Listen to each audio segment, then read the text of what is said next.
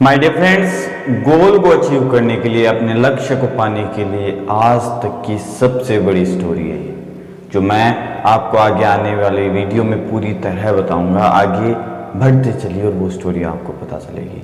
वो स्टोरी मेरे दोस्त, मेरे आइडिया में, मेरे पॉइंट ऑफ व्यू में, वो आज तक की अपने गोल्स को अचीव करने के लिए सबसे बड़ी तपस्या है या सबसे बड़ी स्टोरी है। ये स्टोरी कई हजारों साल पहले की, कई हजारों साल पहले की, जब पार्वती जी का शिव जी से शादी नहीं हुई थी, उनका विवाह उनसे नहीं हुआ था, उनकी मैरिज उनसे नहीं हुई थी। ये तब की स्टोरी है, ये तब की स्टोरी है। और तभी जब हजारों साल भगवान या लोग जिया करते थे, उस वक्त की कहानी है जो तुलसीदास जी ने श्री रामचरितमानस में बाल कांड के अंदर लिखी है। अगर आपके पास वो है तो जरूर पढ़िएगा, या मैं जो बताता हूँ वो सुनिएगा। ये स्टोरी है पार्वती जी की। जब नारद जी ने पार्वती जी के पिताजी को जाकर कहा कि पार्वती जी के लिए सबसे उचित हस्बैंड या पति हो सकता है वो है शिव। शिव सबसे बड़े पति हो सकते हैं पार्वती के, पार्वती के लायक सबसे बड़े पति शिव हैं। तो नारद जी ने उन्हें कुछ गाइड किया कि अगर तुम्हें शिव जी को पाना है तो तुम्हें घोर तपस्या करनी पड़ेगी, घोर तप करना पड़ेगा, वरना शिव जी यूं हर किसी को नहीं मिलते मेरे दोस्त। वो भगवान है, वो आज भी हर किसी को यूं ही नहीं मिलते। उनकी तपस्या में लीन उस वक्त भी होना पड़ता है और आज भी होना पड़ता है। वही शिव, उन्हीं शिव के लिए पार्वती जी तपस्या करने निकल पड़े, तपस्या करने निकल पड़े। नारद जी के कहने पर वो तपस्या करने निकल पड़े। और तुलसीदास जी ने यूं लिखा कि एक सुकन्या जो सब सुख सुविधाओं में रहने वाली, जो राजमहलों में रहने वाली, वो कन्या तपस्या के लिए निकल पड़ी, उन पहाड़ों में निकल पड़ी जिनका रास्ता वो उसने कभी नहीं देखा। वो तपस्या यूं करने लगी। जरूर सुनिएगा, मैं अपने भाषा में आपको बताना चाहूँगा कि तुलसीदास जी ने लिखा कि वो कुछ हजारों सालों तक तपस्या में लीन हुई। तब कई हजारों सालों तक वो केवल और केवल फल और फूल के ऊपर जी, केवल फल और फूल का ग्रहण करके वो अपनी लाइफ को आगे बढ़ाती रही। हजार साल तक वो यूं ही अपना जीवन व्यतीत करती रही, तपस्या करती रही कि वो फल और फूल के ऊपर जिंदा रही। फिर उन्होंने वो भी त्याग दिया। फिर वो सिर्फ साग, जैसे अपन वेजिटेबल करते हैं, वो जंगली साग के ऊपर जीवित रही। कई सौ सालों तक वो उसी के ऊपर जीवित रही।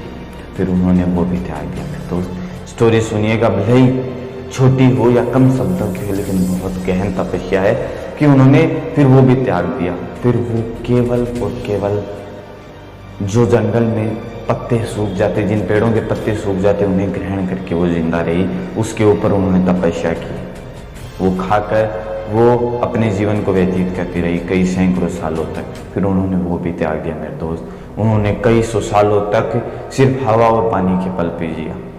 तपस्या चल रही है और कई सालों तक उन्होंने सिर्फ हवा पानी के ऊपर अपनी जिंदगी व्यतीत की। और फिर मेरे दोस्त तब भी उन्हें शिव जी नहीं मिले, तो उन्होंने वो भी त्याग दिया, वो भी त्याग दिया। तभी उनका नाम पड़ा अपर्णा, जिसे आज हम जानते हैं पार्वती जी का नाम अपर्णा।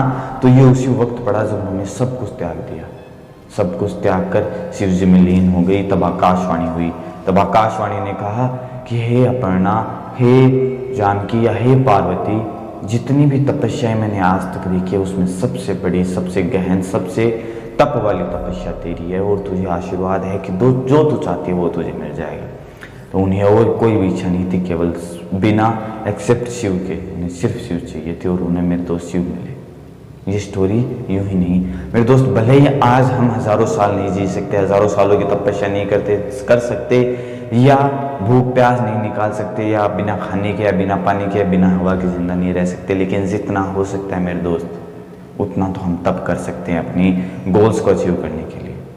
जैसे वो शिव के लिए थे, अपने गोल्स हम अपने खुद के बना सकते हैं। ये स्टोरी से हम अपने ये स्टोरी शिव को पाने के लिए थी, या हम अपने गोल्स को शिव मानकर पा सकते हैं अगर हम पार्वती जी हैं तो।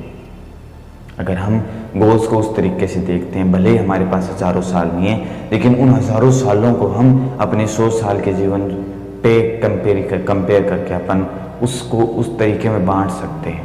भले ही हम 3-3.5 साल की तपस्या नहीं कर सकते, लेकिन हम अपने जीवन को अच्छे तरीके से बनाने के लिए, एक अच्छा स्टैंडर्ड देने के लिए, या अपनी सुख सुविधाओं के लिए हम उसमें कम से कम 3 या 4 या 10 साल तो व्यतीत कर सकते हैं मेरे दोस्त। अगर वो भी नहीं कर सकते तो ज़िंदगी झंड है, ज़िंदगी झंड है। क्योंकि बहुत से लोगों ने कहा है, जैसे तुलसीदास जी ने भी रामचरितमानस में कहा है कि अगर जितनी बड़ी सफलता चाहिए उतना बड़ा तपना पड़ता है, उतना ही ज़्यादा तपना पड़ता है, उतना ही तपना पड़ता है। ऐसी आज के एग्जाम्पल्स में बहुत से लोगों ने ऐसा कहा है। पहले तो अपन सबसे एग्जाम्पल लें तो अब्दुल कलाम ने कहा है कि आपको जितनी बड़ी तपस्या, जितनी बड़ी सफलता चाहिए उतना बड़ा तपना है, क्योंकि जितना आपको सूर्य की तरह चमकना है उतना ही सूर्य की तरह जलना पड़ेगा मेरे दोस्त।